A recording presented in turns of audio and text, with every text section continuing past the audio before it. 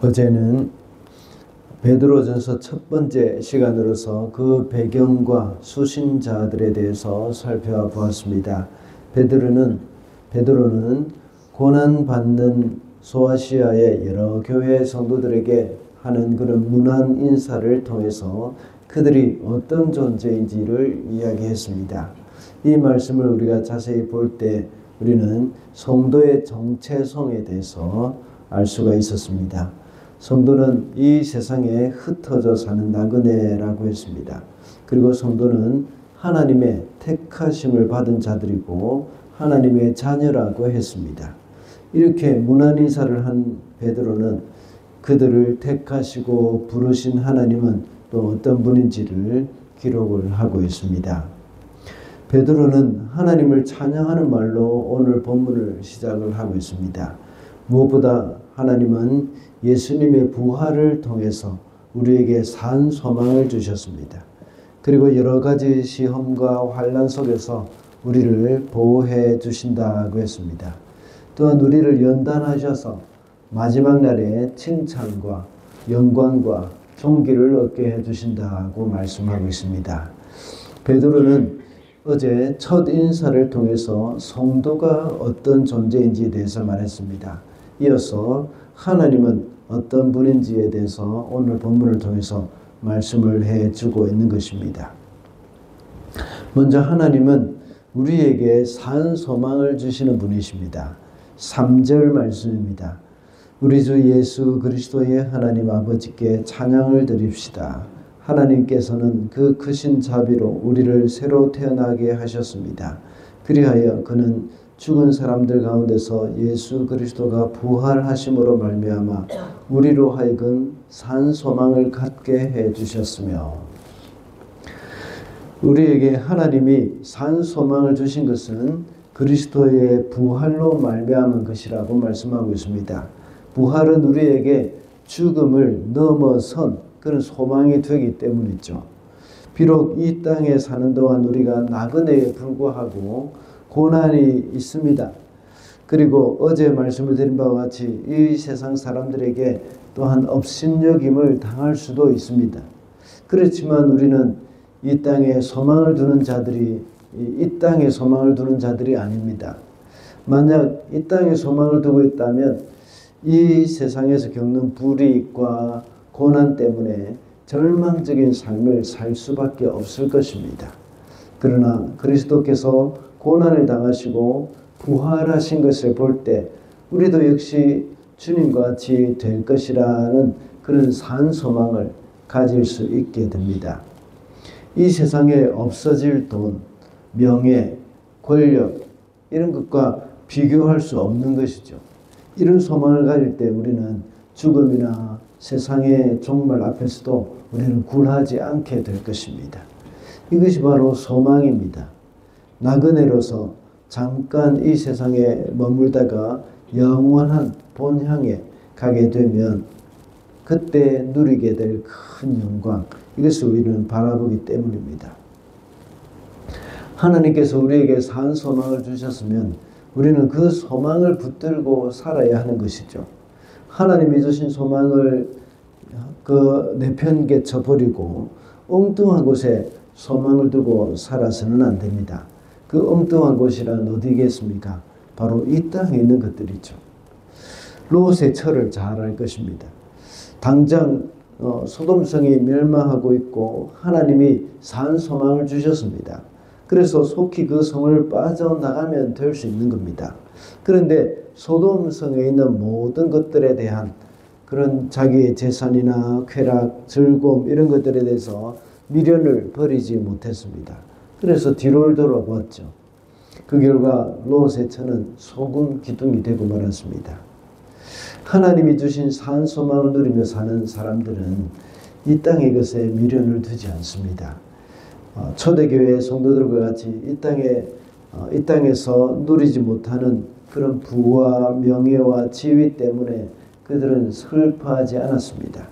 오히려 그것으로 인해서 하늘에 산 소망을 가질 수 있기 때문에 하나님을 더욱더 찬양하게 되었던 것입니다. 그래서 베드로는 방금 읽은 3절에서 산 소망을 주신 하나님을 찬양하라고 말씀하고 있습니다. 요즘 여러분이 살아가는 이 땅에서 만약에 우리가 이 땅의 것에 집착하고 있는 것들, 그런 것들이 있다면 우리는 다 물리쳐야 합니다. 물질, 성공, 아니면 다른 사람에게 인정받고 싶어하는 그런 욕망, 이런 것들을 다 던져 버리시기를 바랍니다. 둘째로 하나님은 우리를 보호하시는 분이십니다. 5절 말씀입니다. 하나님께서는 여러분의 믿음을 보시고 그의 능력으로 여러분을 보호해 주시며 마지막 때에 나타나기로 되어 있는 구원을 얻게 해 주십니다. 초대교회 성도들은 고난과 핍박을 견디면서 신앙생활을 하고 있다고 말씀을 드렸습니다. 그러나 하나님은 그 고난과 핍박 가운데서 성도들을 보호하신다고 했습니다. 여기서 말하는 하나님의 보호하심이라는 단어는 군사용어입니다. 적의 군사로부터 이렇게 시민을 보호하기 위해서 만든 요새, 그 산성, 이런 것들을 말씀하고 있는 것이죠. 이것은 구약의 시편에서 다윗이 자주 언급했던 말과 같은 것이죠. 다윗은 하나님을 가리켜 여호와는 나의 요새, 여호와는 나의 산성이라고 말을 했지 않습니까? 베드로도 역시 하나님은 우리 모든 성도들의 요새라고 표현을 하고 있는 것입니다. 악한 사단은 성도를 넘어뜨리기 위해서 끊임없이 우리에게 도전을 하고 기회를 보고 있습니다.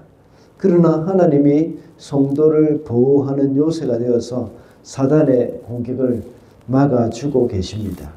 하나님은 졸지도 않으시고 주무시지도 않으시는 분이십니다. 눈동자같이 우리를 보호하시는 분이십니다. 이러한 하나님의 보호를 신뢰하는 성도들이 되어야 합니다. 또다시 다윗의 예를 한번 생각해 보십시다. 시편 23편에 보면 다윗은 사망의 엄침한 골짜기로 다닐지라도 해를 두려워하지 않는다고 했습니다. 하나님의 보호를 신뢰하고 있기 때문입니다. 초대교회 성도들도 역시 비록 고난이 있더라도 하나님의 보호를 신뢰할 때에 담대해질 수 있는 겁니다. 혹시 우리 중에 사망의 엄침한 골짜기와 같은 그런 힘겨운 일들이 있습니까? 하나님의 보호를 신뢰하시기 바랍니다. 그래서 그 사망의 엄침한 골짜기 가운데서도 휘파람을 불면서 지날 수 있게 되시기를 바랍니다. 마지막으로 하나님은 우리를 연단하시는 분이십니다. 7절 말씀입니다. 하나님께서는 여러분의 믿음을 단련하셔서 불로 단련하지만 결국 없어지고 마는 금보다 더 귀한 것이 되게 하시며 예수 그리스도께서 나타나실 때에 여러분에게 칭찬과 존귀와 영광과 존귀를 얻게 해 주십니다. 사도 베드로는 초대교회 성도들이 받고 있는 고난에 대해서 말하기를 하나님의 연단이라고 말을 하고 있습니다. 하나님이 그들의 믿음을 연단하셔서 나중에는 금보다 더 귀한 것이 되게 하신다고 했습니다. 그리고 종말에는 칭찬과 영광과 존귀를 얻게 해주신다고 했습니다. 오늘날 뉴질랜드 상황에서는 초대교회 성도들이 받는 고난과 같은 그런 연단은 찾아보기가 어렵습니다. 그렇다고 해서 전혀 시련이 없는 것은 아닙니다. 신앙 자체 때문에 받는 시련보다는 삶에서 오는 여러 가지 어려움과 갈등들이 우리의 시련일 경우가 대부분입니다. 어떤 사람들은 사업에 실패를 하거나 또 여러 가지 질병이 있는 사람도 있습니다. 또 어떤 사람은 재정적인 결핍이나 인간관계에서 어려움도 있습니다. 이런 것도 역시 우리를 연단하는 도구가 됩니다. 그것이 바로 고난이고 그 고난이 복이라는 것이죠. 그렇게 함으로 말미암아 우리가 하나님을 더 의지하게 하고 하나님에게 더 나아가서 기도하게 하는 재료가 된다는 것이죠. 하나님이 우리에게 이런 것을 허락하시는 것은 우리의 믿음을 연단하시는 기회이기 때문입니다. 우리 삶에 이런 고난이 없기를 바라지만 이런 고난이 있을 때마다 하나님의 연단이라고 생각을 해야 합니다. 그래서 그 연단이 끝날 때에 큰 영광과 존귀 그리고 칭찬이 따라올 것임을 우리가 믿어야 하겠습니다. 베드로는 믿음의 연단을 겪고 있는 초대교회 성도들에게 연단의 끝을 말해주고 있습니다. 연단의 끝을 생각할 때에 우리는 한층 더 그 연단을 잘 이겨나갈 수가 있을 것입니다. 지금 여러분은 믿음의 연단을 받고 있다는 생각이 드는 일이 어떤 일을 겪고 있습니까? 그것들을 통해서 여러분의 이 삶이 어떻게 바뀌어지기를 원하고 계십니까? 마지막 때에 하나님께 받는 칭찬과 존귀와 소망을 갖고 있는지 한번 깊이 생각해 보시기 바랍니다. 그렇다면 그 연단에 대해서 우리는 어떻게 반응을 하면 좋을지 그것들을 깊이 생각하면서 또 말씀을 묵상하게 되시기를 바랍니다.